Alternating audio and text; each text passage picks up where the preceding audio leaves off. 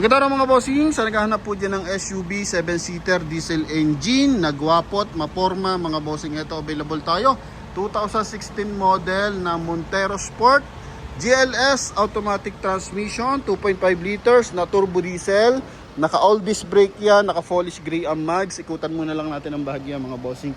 Presentable to, loob at labas mga bossing. Kung priority nyo, makina, transmission, aircon, tsaka suspension, ito goods na goods. Kagandahan dito, naka paddle shift, pwede kang mag manual mode, push start yung ating unit mga bossing, yun yung remote. Tapos meron siyang electronic parking assist. Okay, then ito yung kanya second row, 100% na hindi binaha ang ating unit. Yan. Then ito yung kanyang tail light mga boss, may 4 na sensor yan. Kulay black yung ating unit mga bossing ha. Gwapo pa rin kahit 2016 model mga boss. Mileage nito 91,000 km mga bossing. Then price natin dito 815,000. Kasama na dyan yung transfer of ownership. Para sa mga nagkaka-interest sa Montero, so banggitin natin kung ano meron dito mga bossing. Ano?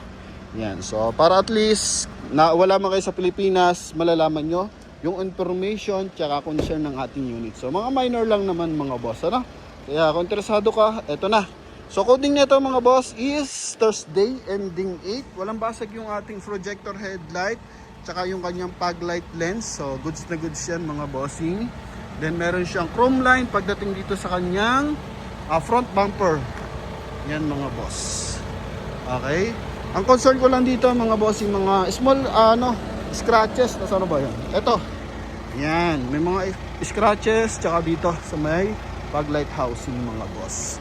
Then dito sa kabilang side, okay, yan, yung mga gasgas lang na bahagya mga boss, no? Kaya kung hindi ka masailan sa pintura, ito pasok na pasok mga bossing. Kasi alam naman natin, ang quality ng Montero, suspension, sa highway mo man gamitin mga boss, yung riding, so panalo ka. Then same time sa technology. Okay, tapos pakita ko lang, naka Bridgestone tires to, na R18, ganda na mags, polish gray yan.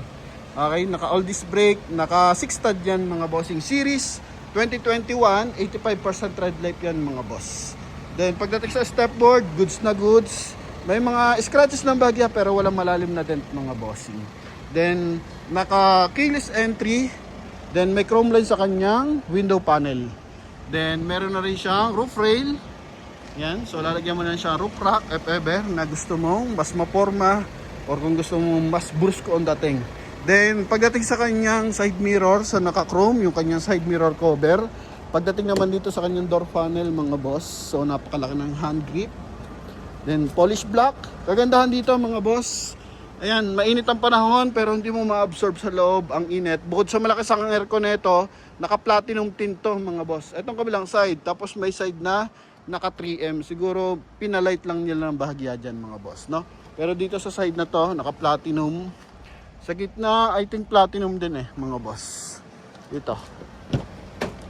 Ito, naka-platinum din to mga bossing, no? Yan. So, pagdating dito sa kanyang steering wheel, goods to mga bossing. So, pina-upholstery na kasi yun dati may mga bakbak ng bahagya. Ang kagandahan lang dito is naka-paddle shift. So, pwede ka mag-manual mode. So, discuss natin yun.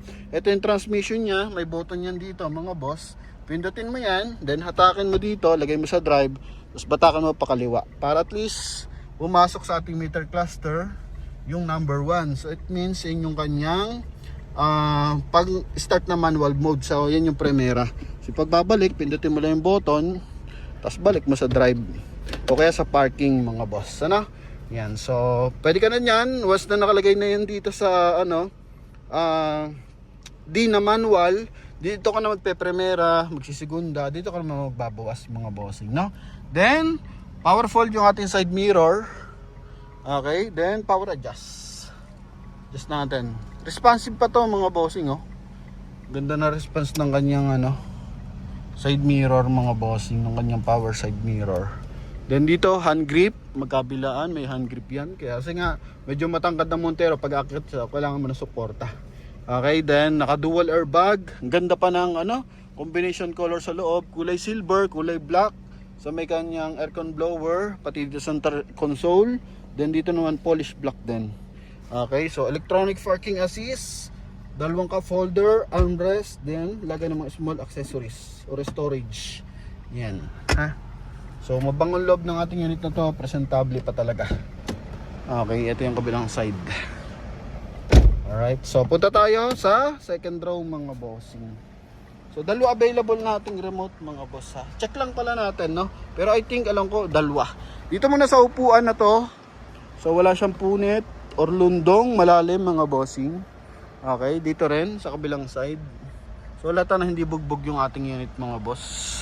Sa ceiling naman, so ano to mga bossing, kulay gray. Yan. Tapos ito yung ating sun visor with mirror yan. Parang ganito siya. Yan mga boss. Then dito naman sa taas, lagyan natin ng eyeglasses. Meron pa siyang RFID card mga bossing. Then dito naman mga ilaw lang mga boss. Yan. Okay, so punta tayo sa ating second row. So pagdating sa second row, ito yan, presentable yan mga bossing. Oh, may armrest pa. Okay. Then lagay ng cup holder. Concern ko lang dito yung kanya isang lower. Ano yan oh, natanggal yung lower niya. Okay, yan lang naman mga boss. So patry natin pa-orderan mga bossing para sa dealer mga boss. Pero na-order lang yan. Lalo na Montero to. Sobrang daming pyesa nito mga boss. So di ko mga problema. Then kagandahan, pati second row may hand grip din. Then dito may hand grip din. So was naakyat, lalo na yung mga lola at lola natin, parents natin, so may suporta. Kasi medyo mataas to. Then, yun lang. And dito, mga discoloration ng bahagya.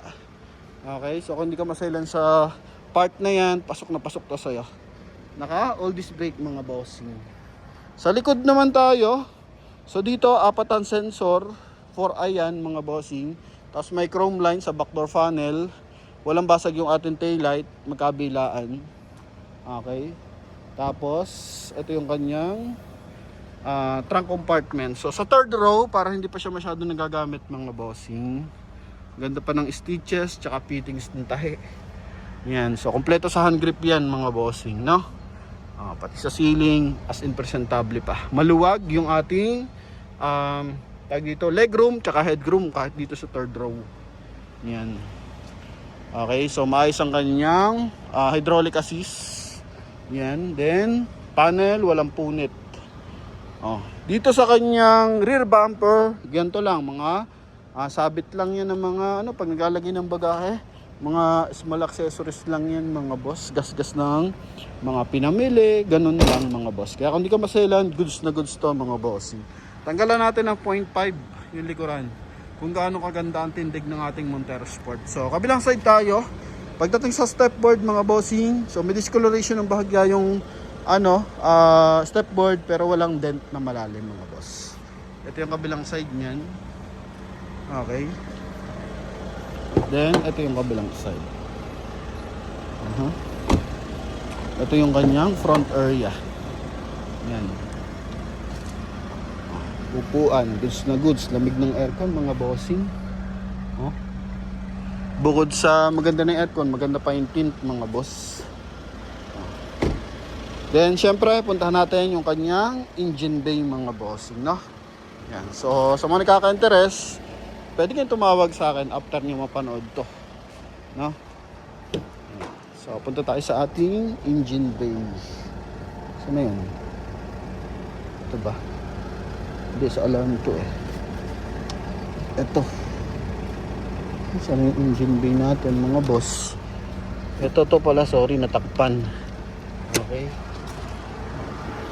So angat natin ang bahagya. Makina na ito mga bossing is 2.5 liters turbo diesel. Yan. Naka-Amaron battery, buong insulator. Walang punit yung mga panel natin. Magkabilaan yan mga boss. Naka-turbo mga bossing. Walang katagas-tagas ang makina. Yan yung pinaka-importante sa atin mga bossing, no? Yan. Okay.